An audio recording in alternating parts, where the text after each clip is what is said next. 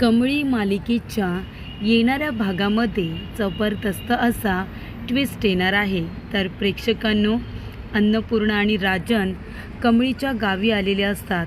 त्यांना समजलेलं असतं की सरूला गोळी लागली आणि ती दरीमध्ये कोसळली। त्यानंतर ती आता या जगामध्ये नाही असं पोलिसांनी आता सांगितलेलं असतं। त्यामुळे ही गोष्ट अन्नपूर्णाला समजल्यानंतर अन्नपूर्णा राजन दोघेजण कमळीच्या गावी येतात आणि तेव्हा अन्नपूर्णा राजनला सरूचा फोटो बघितल्यानंतर कळतं की सरू हीच गौरी आहे आणि ती कमळीची आई आहे। त्यामुळे त्यांच्या नात्याचा खुलासा राजन अन्नपूर्णासमोर झालेला असतो की कमळी ही गौरीची आणि राजनची मुलगी आहे आणि तीच आमची खरी नात आणि खरी मुलगी आहे हे त्यांना समजलेलं असतं। आणि त्यामुळे प्रेक्षकांनो, कमळीला सावरत अन्नपूर्णा आणि राजनला झालेलं दुःख मनामध्ये ठेवत कमळीला सावरत ते आता मुंबईला आपल्याबरोबर परत घेऊन जायला निघतात। आणि प्रेक्षकांनो, मुंबईला जात असताना इथे आता राजन काकांच्या गाडीसमोर एक व्यक्ती आलेली असते जखमी झालेली, आणि ती दुसरी तिसरी कोणी नसून ती असते गौरी। तर प्रेक्षकांनो, येणाऱ्या भागामध्ये राजन काकांच्या गाडीसमोर गौरी आल्यानंतर त्यांना सुखात धक्का बसलेला असतो। गौरी ही जिवंत आहे या गोष्टीमुळे सगळे सुखावलेले असतात। त्यांना जवळजवळ धक्कासुद्धा बसलेला असतो की आपण आत्ताच जिचं श्राद्ध घातलं ती जिवंत आहे, म्हणजे हे नशीबच समजावं। आणि त्यामुळे प्रेक्षकांनो, कमळीला इथे खूप आनंद झालेला असतो आपल्या आईला जिवंत बघून। आणि अशा रीतीने सरूला लगेचच गाडीमध्ये घेऊन राजन काका कमळी आणि गौरीला आपल्याबरोबर घेऊन निघून गेलेले असतात। तर प्रेक्षकांनो, येणाऱ्या भागामध्ये कशा पद्धतीने या गोष्टी पुढे घडत जातात आपण सविस्तरपणे बघूया। तर इथे आता कमळीची आई या जगामध्ये नाही हे अन्नपूर्णाला बंड्याने सांगितलेलं असतं। राजन काकांचा अपघात झाल्यानंतर ते सरळ निघून आपल्या घरी गेलेले असतात। तेव्हा अन्नपूर्णा त्यांची व्यवस्थित काळजी घेत असते। त्यानंतर अन्नपूर्णाला फोन येतो आणि बंड्या सांगतो की एक दुःखद बातमी आहे। तेव्हा ते म्हणतात, काय झाले बंड्या, सांग बरं, माझ्यापासून काही लपू नको, कमळी ठीक आहे ना, कमळीच्या घरी सगळं काही ठीक आहे ना?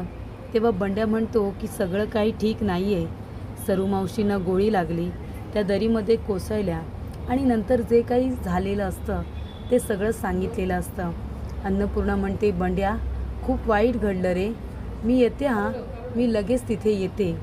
आणि तेव्हा इथे बंड्या आता त्यांचा फोन ठेवून देतो। त्याला पण खूप रडायला आलेलं असतं। कमळीवरती दुःखाने घाला घातलेला असतो। आधी आबा आणि आता लगेच आई तिला सोडून गेल्यामुळे खूपच जास्त वाईट वाटलेलं असतं। तेव्हा अन्नपूर्णा म्हणते, राजन, अरे कमळीची आई या जगात नाही आहे, त्यांना गोळी मारली रे कुणीतरी आणि त्या गेल्या। कमळी बिचारी एकटी पडली असेल, मला जायला हवं, तिला माझी गरज असेल ना राजन? राजन म्हणतो, आई तू फक्त एकटी नाही जाणार, मी पण येणार आहे तुझ्याबरोबर। कमळीला मी या घरामध्ये तुला बरं करण्यासाठी माझी मुलगी म्हणून घेऊन आलो होतो ना आई। तेव्हा कमळीने आपलं काही नुकसान नाही केलं गं, सख्ख्या बापा एवढंच तिने माझ्यावरती प्रेम केलं, तशीच माया दिली माझ्यासाठी, ती माझ्याबरोबर भांडतसुद्धा होती, मला अगदी तिने सख्ख्या मुलीसारखं प्रेम दिलं। त्यामुळे या कठीण काळामध्ये मी आता कमळीला भेटायला येणार आहे, तिला सावरण्यासाठी, तिला साथ देण्यासाठी। तेव्हा अन्नपूर्णा ही राजन बरोबर यायला तयार होते आणि राजन बरोबर आल्यानंतर गावकरी सगळेजण एकत्र आलेले असतात आणि एकत्र येऊन इथे आता सरूचं श्राद्ध घालत असतात। तेव्हा ते वर्गणी काढत असतात, काही लोक मनापासून देत असतात, काही लोक नाकं मुरडत असतात, 20 रुपये 10 रुपये भीक म्हणून देत असतात। तेव्हा इथे कमळी येते आणि म्हणते, एक मिनिट, माझ्या आईला कुणीही भीक द्यायची नाही हां, कारण त्याची काही गरजच नाही आहे, तिचा मुलगा मुलगी सगळं काही मीच, जसं माझ्या आईने एकटीने आई आणि बाप दोघांचं सुद्धा इथे कर्तव्य पूर्ण केलं आणि मला लहानाचं मोठं केलं, तसं मी सुद्धा माझ्या आईचा मुलगा आणि मुलगी मीच, त्याच्यामध्ये भेदभाव होणार नाही। आणि मी माझ्या आईचं श्राद्ध वगैरे जे काही आहे ते सगळं मी करेन, कुणाची त्याच्यामध्ये गरज नाही आहे मला। माफ करा. ज्यांनी मनापासून दिले त्यांच्यासाठी धन्यवाद, पण ज्यांना द्यायची अजिबात इथे इच्छा नव्हती आणि दिले त्यांनी सगळ्यांनी आपापले पैसे परत घ्या आणि ज्यांनी मनापासून दिले त्यांनीसुद्धा परत घ्या. मला कुणाचं काही नको आहे. माझ्याने जेवढं शक्य होईल तेवढं मी माझ्या आईसाठी करेन. आणि प्रेक्षकांनो, कमळीने आता सगळ्यांचे पैसे परत घ्यायला लावलेले असतात. तेव्हा कमळीने साठवलेले जे पैसे असतात ते तिने आपल्या आईच्या श्राद्धासाठी वापरलेले असतात. सरू, त्याबरोबर इथे आता तिने जीव लावलेली मुलगी म्हणजे निंगी असू दे, बंड्या असू दे किंवा ऋषी असू दे. ऋषी पण तिथे असतो ना कमळीची साथ द्यायला.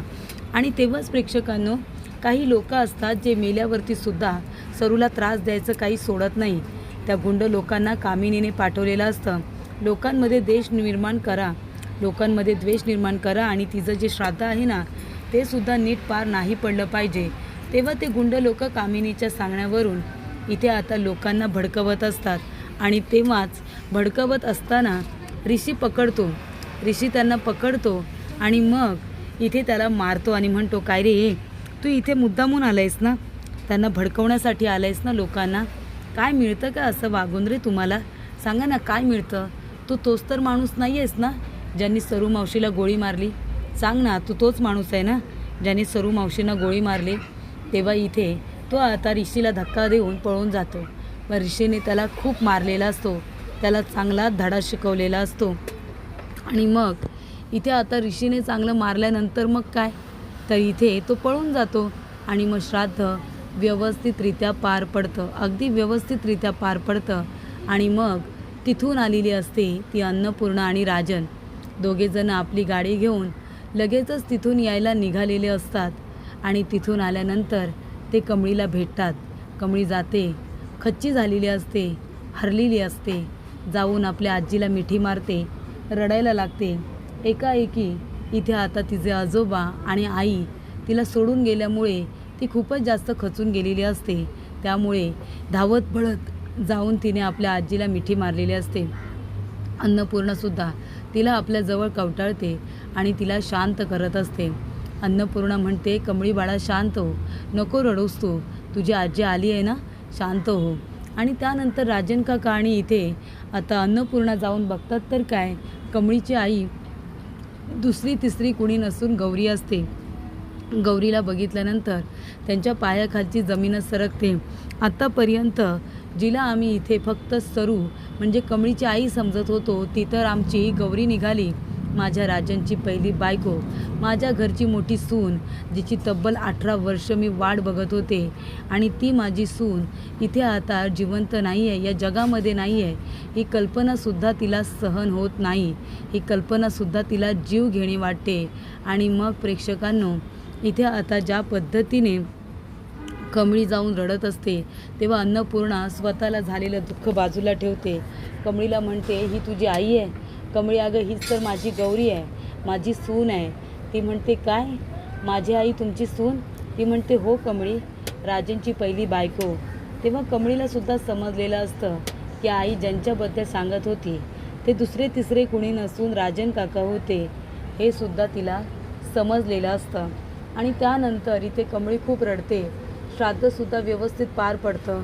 गावकऱ्यांना जेवण वगैरे केलेलं असतं, सगळेजण जेवतात वगैरे आणि निघून जातात. तेव्हा कमळी आता एकटीच बसलेली असते. अन्नपूर्णा म्हणते, चल बाळा, आता चल, आता तू इथे राहायचं नाही, मी तुला इथे राहू देणार नाही. तू आता आपल्या घरी यायचं, तुझं स्वतःचं हक्काचं घर. इतकी वर्ष ज्या घरापासून तू दूर होतीस ते तुझं घर कमळी. ती म्हणते, आता इथे माझे बाबासुद्धा नाही आहेत आणि माझी आईसुद्धा नाही आहे, मग त्यांच्या घरामध्ये तरी मला राहू द्या. तू एकटी काय राहून करणार आहेस इथे? आता ज्यांच्यासाठी तुला राहायचं होतं ते तर आता या जगात नाहीत. आणि तुझे इथे आता आजी आजोबा, तुझे स्वतःचे बाबा आहेत ना. आम्हाला आमच्या सुनेला तर घरी परत आणता आलं नाही, पण मला माझ्या नातीला तरी आता जीव लावू दे, तिच्या हक्काचं तिला सगळं देऊ दे ना गं, नाही म्हणू नकोस. ती म्हणते की ठीक आहे. निंगी, ऋषी, बंड्या सगळेजण समजवतात, सगळेजण सांगतात की चल म्हणून. आता इथे एकटी राहण्यामध्ये काही अर्थ नाही आहे. हे गावातले लोक तुला काही शांतपणे जगू देणार नाही. तेव्हा इथे अन्नपूर्णा म्हणते की सगळ्यांनी ऐका, ज्या माझ्या सुनेला आणि माझ्या नातीला तुम्ही हिणवत होता ना, तिचा बाबा दुसरा तिसरा कोणी नसून माझा लेक आहे राजन. कमळी ही आमची नात आहे. गौरीचा नवरा दुसरा तिसरा कोणी नसून राजनच आहे. कळलं तुम्हाला? तिचे बिचारीच्या काही अडचणी होत्या म्हणून तिला आमच्या इथे येता आलं नाही. ती इथे राहिली तुमच्याबरोबर आणि तुम्ही काय केलं? ती कशी आहे हे माहीत असूनसुद्धा तुम्ही तिच्यावरती तिच्या चारित्र्यावरती शिंतोडे उडवलेत. लाज नाही वाटत तुम्हाला? बिचारी कमळी शिक्षण घेऊन गावातल्या मुलामुलींसाठी शाळा बांधायचं स्वप्न बघते. गावकऱ्यांचं भलं व्हावं याचा विचार करते आणि तुम्ही त्यांना काय दिलं? तर दुःखच दिलं तुम्ही त्यांना. आणि हे तुम्ही अजिबात चांगलं केलं नाही. आणि तेव्हा या सगळ्या गोष्टी आता घडत असतात. आणि त्यानंतर प्रेक्षकांनो इथे आता कमळीला घेऊन राजन काका, अन्नपूर्णा, बंड्या, निंगी सगळेजण निघालेले असतात. आणि इथे ऋषीसुद्धा आपली गाडी घेऊन आता निघालेला असतो परत जायला. आणि तेव्हा इथे बंड्या आता त्याच्याबरोबरच जात असतो. आणि अशा रीतीने इथे आता कमळी गाडीमध्ये बसलेली असते. तेव्हा गाडी अचानकपणे थांबते. त्यानंतर ऋषीची गाडीसुद्धा अचानकपणे थांबते. तेव्हा गाडीतून आता राजन काका उतरतात आणि बाहेर उभे राहतात. गाडीतून उतरल्यानंतर इथे आता राजन काका म्हणतात की गौरी तू इथे? आता गौरी इथे जिवंत असते कारण तिचा जीव आदिवासी लोकांनी वाचवलेला असतो. आणि त्यामुळे आदिवासी लोकांनी वाचवल्यामुळे इथे आता गौरी जिवंत असते. आणि त्याच वेळेला राजन काका, अन्नपूर्णा बाहेर येतात. इथे कमळी धावत पळत येते आणि म्हणते आहे आणि आता जाऊन आपल्या आईला मिठी मारते. ती म्हणते की माझी आई तर जिवंत आहे. ती म्हणते मला माहिती होतं की माझी आई जिवंत असेल. आणि ती आपल्या आईला मिठी मारून आता रडायला लागते. कमळी इथे आपल्या आईला जिवंत बघते. तिला तर आनंद होतोच, पण सगळेजण आता सरूला आपल्यासमोर जिवंत बघतात ना, सगळ्यांना सुखद धक्का मिळालेला असतो की हे कसं शक्य आहे. पण नियतीने कमळीला आणि तिच्या आईला दोघींनासुद्धा सुखरूप ठेवलेलं असतं. आणि अशा रीतीने इथे आता मुंबईला निघालेल्या राजनसमोर इथे आता सरू येऊन उभी राहते. आणि जिवंत सरूला बघितल्यानंतर सगळ्यांना सुखद धक्का मिळालेला असतो. तेव्हा इथे सरूलासुद्धा आपल्याबरोबर घेऊन जाण्याचा निर्णय राजनने केलेला असतो.